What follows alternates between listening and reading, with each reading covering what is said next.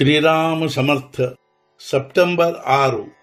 ರಾಮನು ಕರ್ತ ಎಂಬ ಭಾವನೆಯಿಂದ ಸಮಾಧಾನ ಸಿಗುತ್ತದೆ. ಬೆಳಗಿನ ಸಮಯವು ನಿಜವಾಗಿಯೂ ಬಹಳ ಉತ್ತಮವಿರುತ್ತದೆ. ಈ ಸಮಯದಲ್ಲಿ ಯಾರಾದರೂ ಮಾನಸ ಪೂಜೆ ಮಾಡುತ್ತಿದ್ದರೆ ಅದು ಅತ್ಯಂತ ಸಫಲವಾಗುತ್ತದೆ. ಬೇರೆ ಜನರು ಈ ಸಮಯದಲ್ಲಿ ಮಲಗಿರಬಹುದು, ಇನ್ನು ಕೆಲವರು ಮನೋರಾಜ್ಯದಲ್ಲಿ ಮುಳುಗಿರಬಹುದು. ಆದರೆ ನೀವು ಸಾಧನೆ ಮಾಡುವುದು ಬಹಳ ಉತ್ತಮ. ಬೆಳಗಿನಿಂದ ರಾತ್ರಿ ಮಲಗುವವರೆಗೂ ರಾಜನೇ ಆಗಿರಲಿ ಅಥವಾ ರಂಕನೇ ಆಗಿರಲಿ, ಎಲ್ಲರದು ಒಂದೇ ಧಡಪಡ ನಡೆದಿರುತ್ತದೆ. ಅದೆಂದರೆ ಸಮಾಧಾನ ಪಡೆಯುವುದು. ಪ್ರತಿಯೊಬ್ಬನ ಜೀವನದಲ್ಲಿ ಸಮಾಧಾನದ ಒಲವು ಇದ್ದೇ ಇರುತ್ತದೆ. ವಾಸ್ತವಿಕವಾಗಿ ನಿಜವಾದ ಸಮಾಧಾನವು ಏನನ್ನೂ ಅವಲಂಬಿಸಿರುವುದಿಲ್ಲ. ರಾಮನೇ ಕರ್ತ ಎಂಬ ಭಾವನೆಯನ್ನು ಹೊಂದುವುದರಿಂದಲೇ ಅದು ಸಿಗುತ್ತದೆ. ಸಮಾಧಾನ ಸಂಪಾದಿಸುವ ಒಂದು ಅತ್ಯಂತ ಸುಲಭ ಸಾಧನೆಯನ್ನು ಸರ್ವಸಂತರು ತಾವು ಸ್ವತಃ ಅನುಭವ ಪಡೆದುಕೊಂಡು ನಮಗೆ ಹೇಳಿರುತ್ತಾರೆ. ಅದೆಂದರೆ ನಾಮಸ್ಮರಣೆ. ನಿಜವಾದ ನೀರಡಿಕೆಯಾಗಿದ್ದರೆ ಸಹಜವಾಗಿ ಯಾವುದೇ ನದಿಯ ನೀರನ್ನು ಕುಡಿದರೂ ನೀರಡಿಕೆ ಹಿಂಗುತ್ತದೆ. ಅದರಂತೆ ನಿಜವಾದ ತಳಮಳವಿದ್ದರೆ ಸಹಜವಾಗಿ ನಾಮಸ್ಮರಣೆ ಮಾಡುವುದರಿಂದಲೂ ಸಮಾಧಾನ ಪ್ರಾಪ್ತವಾಗುತ್ತದೆ. ಬೆಳಗಿನ ಸಮಯವು ಅಭ್ಯಾಸಕ್ಕೆ ಉತ್ತಮವಾದದ್ದೆಂದು ಹೇಳುತ್ತಾರೆ. ಆದ್ದರಿಂದ ನಾವು ಕೂಡ ಈ ನಾಮಸ್ಮರಣೆಯ ಅಭ್ಯಾಸವನ್ನು ಬೆಳಗಿನಿಂದಲೇ ಪ್ರಾರಂಭಿಸೋಣ. ಕಾಕಡಾರತಿ ಆಯಿತೆಂದರೆ ದೇವರ ಸ್ಮರಣೆಯನ್ನು ಮುಗಿಸಬೇಕೆಂದು ಅರ್ಥವಲ್ಲ, ಅಥವಾ ನಿರಂತರ ಕಾಕಡಾರತಿಯನ್ನು ಮಾಡುತ್ತಿರಬೇಕೆಂದೂ ಅಲ್ಲ. ಭಗವಂತನ ಅಖಂಡ ಸ್ಮರಣೆ ಹಾಗೂ ಭಾವವಿರಬೇಕು.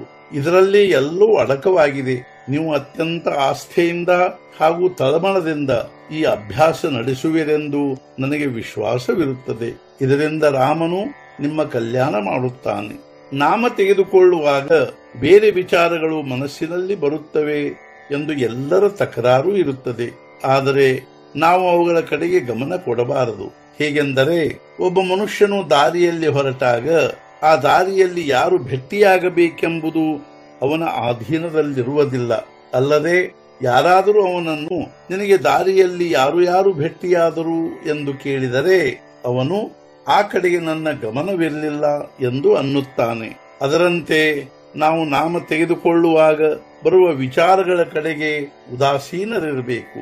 ಅವುಗಳ ಬೆನ್ನು ಹತ್ತಬಾರದು, ಅಥವಾ ಅವುಗಳ ಬಗ್ಗೆ ವಿಚಾರ ಮಾಡುತ್ತಾ ಸಮಯವನ್ನು ವ್ಯರ್ಥ ಕಳೆಯಬಾರದು. ನಾನು ವಿಚಾರಗಳನ್ನು ಮರೆಯಬೇಕು ಎಂದು ಅನ್ನುವುದರಿಂದ ಅವುಗಳ ವಿಸ್ಮರಣೆಯಾಗುವುದೇ.